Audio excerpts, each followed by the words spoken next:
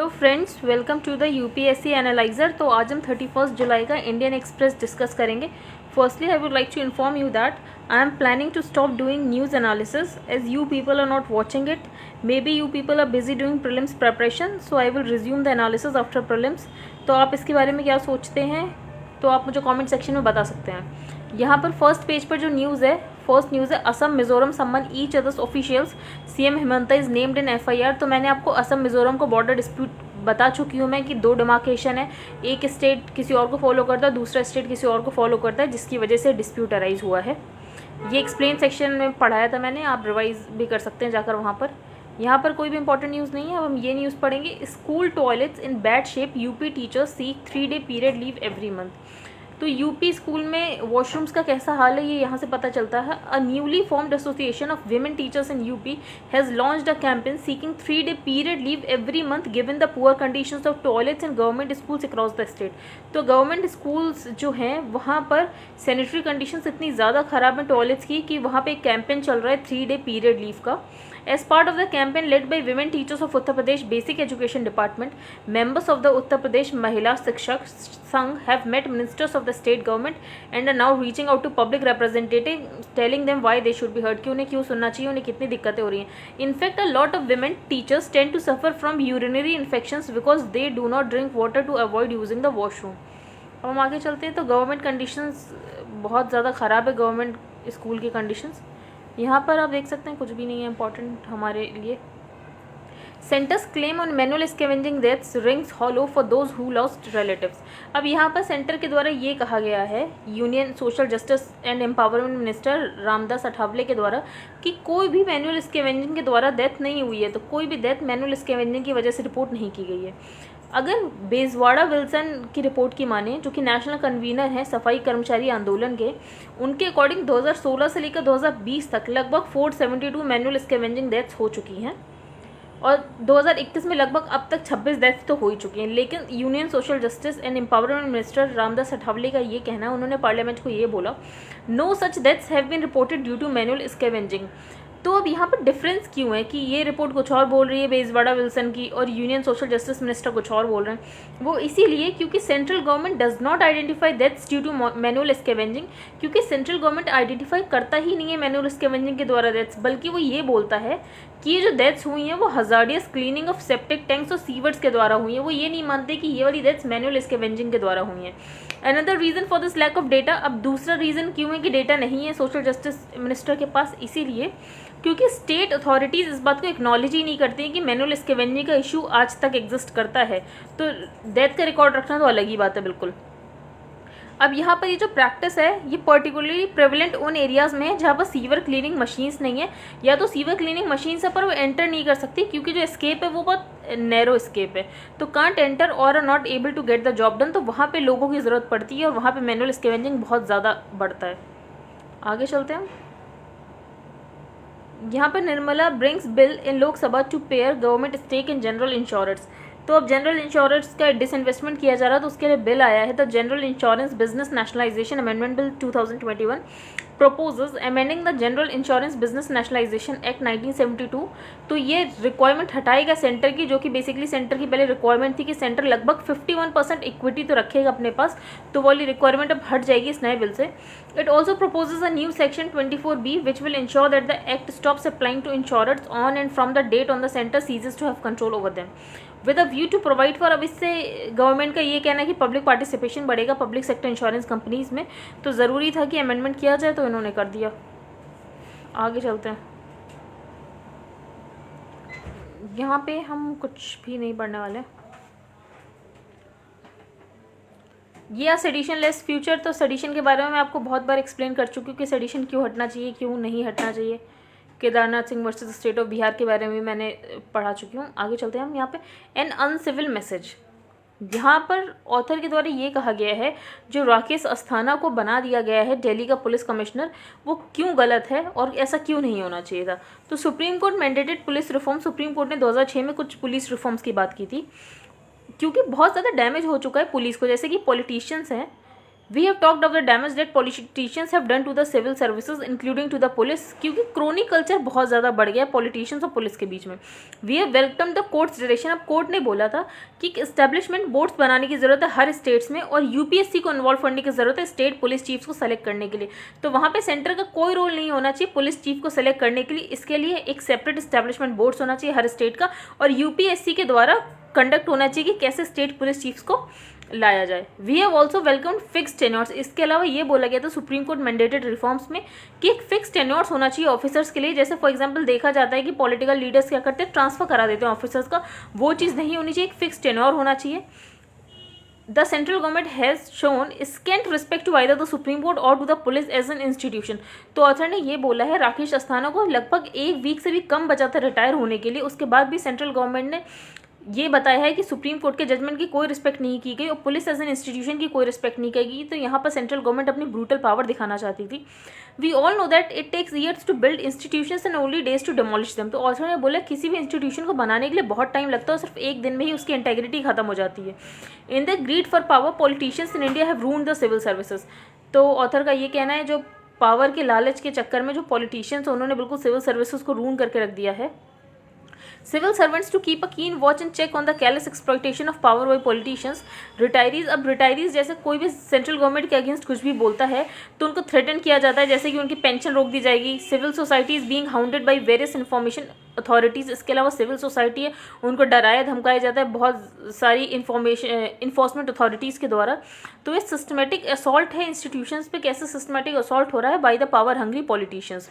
In this case the politicians have clearly overstep. तो author ने बोला ये जो अपॉइंटमेंट किया गया राकेश अस्थाना का, इसमें पॉलिटिशियंस ने क्लियरली ओवरस्टेप कर दिया और इनक्रोच किया है जो भी इंडिपेंडेंस होनी चाहिए पुलिस की.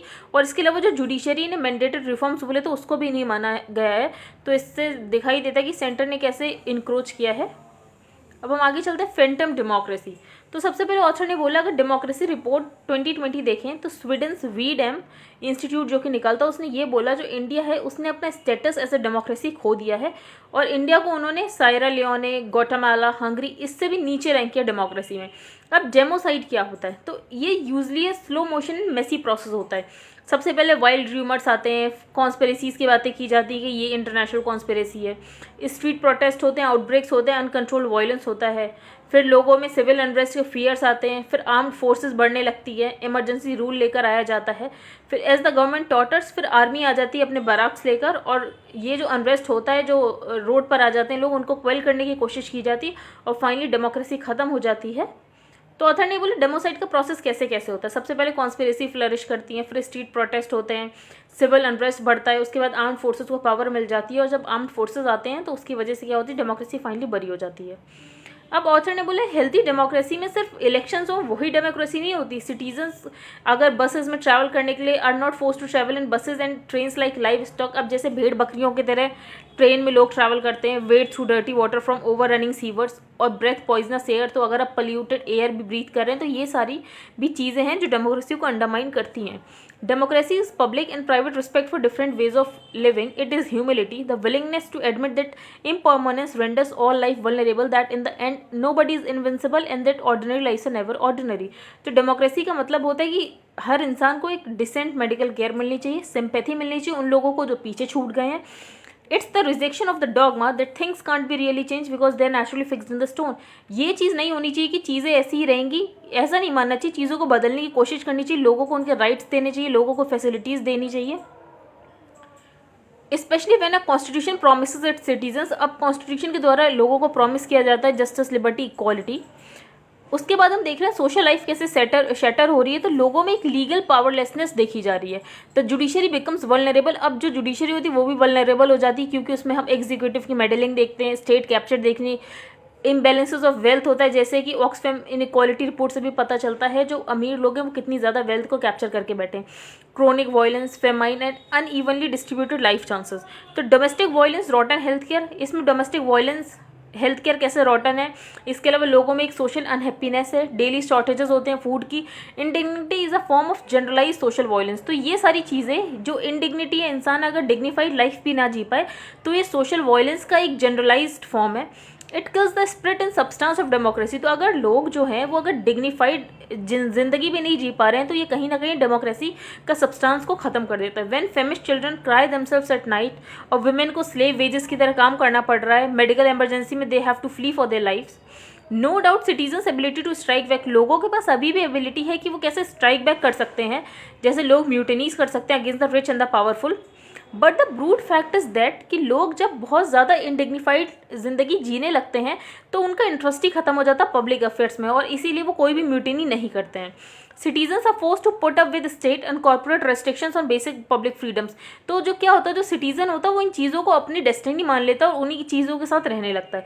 But the scandal does not end there, for when millions of citizens are daily victimised by social indignities, the powerful are granted a licence to rule arbitrarily. अब यहाँ पर लोगों ने, जब लोगों की लाइफ बहुत इनडिग्निफाइड हो गई तो उन्होंने पब्लिक अफेयर्स में एक्टिव इंटरेस्ट लेना ही बंद कर दिया। उन्होंने ये सोच लिया ऐसी ही जिंदगी उन्हें जीनी पड़ेगी। तो इसकी वजह से जो पावरफुल होते हैं उन्हें ऐसा लगता है कि उनको लाइसेंस मिल गया, वो जैसे चाहें वैसे रूल करें। तो millions of humiliated people become sitting targets. तो जो ह्यूमिलेटेड लोग हैं अब वो उन पावरफुल पॉलिटिशियंस के लिए टारगेट बन जाते हैं। Some at the bottom and many in the middle and upper classes. When this happens, demagoguery comes into season। अब जब ये सारी चीज़ें होती है तो डेमागोजरी आ जाती है। तो जो ऐसे बोस्ट करने लगते हैं, अपील करने की कोशिश करते हैं, जो भी पॉलिटिशियंस होते हैं लोगों को अपील करने की कोशिश करते हैं, बड़े बड़े वादे किए जाते हैं। तो सिटीजन डिसएम्पावरमेंट एनकरेजेस बोस्टिंग। अब यहाँ पे लोग तो पहले ही डिसएम्पावर हो चुके हैं तो बोस्टिंग शुरू हो जाती है। When democratically elected government cease to be held accountable, अब जब एक डेमोक्रेटिकली इलेक्टेड गवर्नमेंट अगर लोग उसको अकाउंटेबल ठहरा ही नहीं रहे कि कैसे पुअर हेल्थ मैनेजमेंट हुआ, साथ ही लो मोरल जॉबलेसनेस है, उसके बाद भी लोग अकाउंटेबिलिटी सरकार से मांग ही नहीं रही है, तो demagogies are prone to blindness and ineptitude. तो they license big market and government players. अब जैसे बिग मार्केट और गवर्नमेंट प्लेयर्स आते हैं उनको लाइसेंस दे दिया जाता है कि आप ही सारी चीज़ें डिसाइड करो। तो almost everybody must pay bribes to access basic public services. तो जब ऐसी सोसाइटी हो जाती है तो हर इंसान को अपने छोटे से छोटे काम कराने के लिए भी ब्राइब देनी पड़ती है। The powerful stop caring about the niceties of public integrity, institutional democracy यहाँ से फेल होना शुरू हो जाता है। Finally in the absence of redistributive public welfare policies, तो अब जब कोई भी पब्लिक वेलफेयर पॉलिसीज नहीं रहेगी जो कि गारंटी करे sufficient food, shelter, security, education and health, elections still happen and there is abundant talk of the people. Election होंगे, बात की जाएगी, हाँ द पीपल, जैसे we the people of India, but a democracy begins to resemble a fancy mask. लेकिन अब democracy सिर्फ एक फैंसी मास्क बन के रह जाएगी जो कि पॉलिटिकल प्रेडेटर्स पहने हुए दिखाई देंगे। सेल्फ गवर्नमेंट एकदम खत्म हो जाएगा। स्ट्रॉन्ग आर्म रूल्ड हो जाएगा by the rich and powerful oligarchs in the name of the people follows. ये दिखाया जाएगा कि लोगों के नाम पर रूल कर रहे हैं पर वो एक्चुअली पावरफुल पॉलीगार्क्स का रूल होगा। अब हम आगे चलते हैं। यहाँ पे क्रीमी लेयर के कॉन्सेप्ट को डिफाइन किया गया है। तो क्रीमी लेयर क्या है, तो ओबीसी रिजर्वेशन जो 27% मिलता है उसमें क्रीमी लेयर वाला क्राइटेरिया होता है। तो it is a concept that sets a threshold within which OBC reservation benefits are applicable. While there is 27% quota for OBCs, तो ओबीसीज के लिए 27% कोटा है गवर्नमेंट जॉब्स और हायर एजुकेशनल इंस्टीट्यूशन में। लेकिन ये सिर्फ उन्हीं लोगों के लिए जो कि नॉन क्रीमी लेयर में आते हैं। जो क्रीमी लेयर में आते हैं वो इस कोटा का बेनिफिट नहीं उठा सकते हैं। मंडल कमीशन के रिकमेंडेशन पे 27% रिजर्वेशन दिया गया था socially and educationally backward classes को, जो भी वैकेंसी सिविल पोस्ट में एंड सर्विसेज में डायरेक्ट रिक्रूटमेंट में। इसके बाद इसको चैलेंज किया गया 1992 में इंदिरा साहनी जजमेंट में। लेकिन इंदिरा साहनी जजमेंट ने ये जो 27% रिजर्वेशन ओबीसी को दिया गया था उसे अपहेल्ड किया। बस ये बात बोली जो क्रीमी लेयर है वो एक्सक्लूडेंस में, इसमें सिर्फ नॉन क्रीमी लेयर को 27% रिजर्वेशन मिलेगा। अब ये कैसे डिटरमाइन होता है कि कौन क्रीमी लेयर में कौन नॉन क्रीमी लेयर में। तो for those not in government, तो जो लोग गवर्नमेंट में नहीं है यानी कि जो लोग प्राइवेट सेक्टर है, सेल्फ एम्प्लॉयड है, तो करंट थ्रेशोल्ड इनकम ये है कि 8 लाख पर ईयर है। तो अगर 8 लाख पर ईयर है तो, और जो लोग गवर्नमेंट एम्प्लॉयज़ में उसमें थ्रेशोल्ड पेरेंट्स की रैंक पे डिपेंड करता, ना कि उनके इनकम पे। For example an individual is consider to fall within the creamy layer या तो his or her parents in a constitutional post. अगर किसी के भी पेरेंट्स कॉन्स्टिट्यूशनल पोस्ट में है तो वहाँ पे इनकम वाला कोई क्राइटेरिया नहीं आता, वो डायरेक्टली क्रीमी लेयर में फॉल कर जाएगा और वो रिजर्वेशन का बेनिफिट नहीं ले सकता। ऐसे ही कुछ और भी फैक्टर्स हैं। अब व्हाट इज हैपनिंग नाउ, तो अभी बात की जा रही है जो प्रपोजल है इनकम क्राइटेरिया जो 8 लाख है उसे बढ़ा देना चाहिए। तो proposal for revision of the income criteria for determining the creamy layer among the OBC is under consideration of the government, कि इसे 12 लाख कर देना चाहिए। पहले 15 लाख की बात हो रही थी, अब बेसिकली बात हो रही है कि इसको 12 लाख कर देना चाहिए। आगे हम चलते हैं। यहाँ पे जुवेनाइल जस्टिस एक्ट में कुछ अमेंडमेंट्स किए गए हैं तो वो देखते हैं। तो राज्यसभा ने पास कर दिया juvenile justice care and protection of children amendment bill 2021, जो कि जुवेनाइल जस्टिस एक्ट 2015 को अमेंड करेगा। अब क्या क्या चीज़ अमेंड की गई है, तो इसमें बेसिकली 2 ब्रॉड एरियाज़ को अमेंड किया गया। सबसे पहले इसमें डिस्ट्रिक्ट मजिस्ट्रेट्स को बहुत ज़्यादा रिस्पॉन्सिबिलिटी और पावर दी गई हैं। अब जो भी अडॉप्शन ऑर्डर्स होगा वो डिस्ट्रिक्ट मजिस्ट्रेट इशू कर सकता है, इससे पहले वो सिर्फ सिविल कोर्ट ही इशू कर सकता था। तो it gives increase powers and responsibility to district magistrates who can now issue adoption orders and will have more teeth in monitoring children's homes. इसके अलावा जो वेरियस कैटेगरीज हैं जुवेनाइल ऑफेंसेस की, उनको और ज़्यादा क्लियरली डिफाइन करने की बात की गई है। Adoption processes were so far under the purview of courts, इससे पहले जो भी एडॉप्शन प्रोसेसेस होते थे वो कोर्ट्स देखते थे और इसकी वजह से बहुत ज़्यादा बैकलॉग बढ़ जाता था, एक एडॉप्शन केस को सॉल्व करने में बहुत टाइम लग जाता था। अब इसकी ज़रूरत कब लगी, तो national commission for protection of child right ने एक सर्वे किया था। उस रिपोर्ट के बाद पता चला लगभग 7,000 चाइल्ड केयर इंस्टीट्यूशंस हैं जिनको सर्वे किया गया था, उसमें जो 1.5% है वो JJ एक्ट के कोई भी रूल्स को नहीं मानते हैं और 29% के मैनेजमेंट में बहुत ज़्यादा कमियाँ देखी गई थी। और रिपोर्ट ने ये भी पाया कि कोई भी चाइल्ड केयर इंस्टीट्यूशन है वो 100% कंप्लाई करता ही नहीं है जुवेनाइल जस्टिस एक्ट को। तो CCIs किसके अंदर आते हैं, तो ये आते हैं चाइल्ड वेलफेयर कमिटीज और स्टेट चाइल्ड प्रोटेक्शन यूनिट्स के अंदर। अब what other powers will district magistrate have, तो और कौन कौन सी पावर डिस्ट्रिक्ट मजिस्ट्रेट को दी गई हैं, तो जो भी DMs और ADMs होंगे उनको फंक्शनिंग देखनी होगी, जो भी एजेंसीज परफॉर्म करी under the juvenile justice act, child welfare committees, इसके अलावा जुवेनाइल जस्टिस बोर्ड्स। NCPCR सर्वे में पता चला है जो CCIs हैं उनको अगर लार्ज फंडिंग भी दी जा रही है उसके बाद भी बच्चों को बहुत ही अनसैनिटरी कंडीशंस प्रोवाइड की जा रही है, इसीलिए WCD मिनिस्ट्री ने लगभग 500 चाइल्ड केयर इंस्टीट्यूशंस को बंद भी करवा दिया था। अब जो DM होगा वो कैरी करेगा बैकग्राउंड चेक, जो भी CWC मेंबर्स हैं उनकी एजुकेशनल क्वालिफिकेशन कैसी है, उसके अलावा उनका कोई क्रिमिनल बैकग्राउंड तो नहीं है। What changes with regard to juvenile accused of offences, तो ऑफेंसेस 3 कैटेगरी में डिवाइड होते हैं, एक तो हीनियस, सीरियस और पैटी। JJ एक्ट के अंदर ये बोला गया जो भी जुवेनाइल 16 से 18 साल के होंगे अगर वो बहुत बड़ा हीनियस क्राइम करते हैं तो उनको एडल्ट की तरह भी ट्राई किया जा सकता है। हीनियस क्राइम वो होंगे जिसमें लगभग 7 साल से ज़्यादा सज़ा हो सकती है और मोस्टली सेक्शुअल ऑफेंसेस या वायलेंट सेक्शुअल क्राइम्स होंगे। Juvenile age 16 to 18 could also be tried as adults for possession and sale of drugs और अल्कोहल, और जो भी जुवेनाइल 16 से 18 साल के बीच के हैं उनको एडल्ट्स की तरह तब भी ट्राई किया जा सकता है अगर वो किसी ड्रग से अल्कोहल के पोजेशन या सेल में इंक्लूड होंगे, which will now falls under the ambit of a serious crime. तो बेसिकली जुवेनाइल जस्टिस एक्ट में अब डिस्ट्रिक्ट मजिस्ट्रेट को बहुत ज़्यादा पावर दे दी गई है, जो भी एडॉप्शन ऑर्डर्स होगा वो डिस्ट्रिक्ट मजिस्ट्रेट इशू कर सकता है। इसके अलावा जो भी ऑफेंसेस है उनको अच्छे से डिफाइन कर दिया गया है कि कौन से सीरियस है, कौन से हीनियस है, कौन से पैटी हैं। अब इसमें जो जुवेनाइल 16 से 18 साल के हैं उनको हीनियस क्राइम की, अगर उन्होंने कोई हीनियस क्राइम किया है तो उनको एडल्ट्स की तरह ट्राई किया जा सकता है। हम आगे चलते हैं। यहाँ पे airlift begins for Afghans who worked for US during war.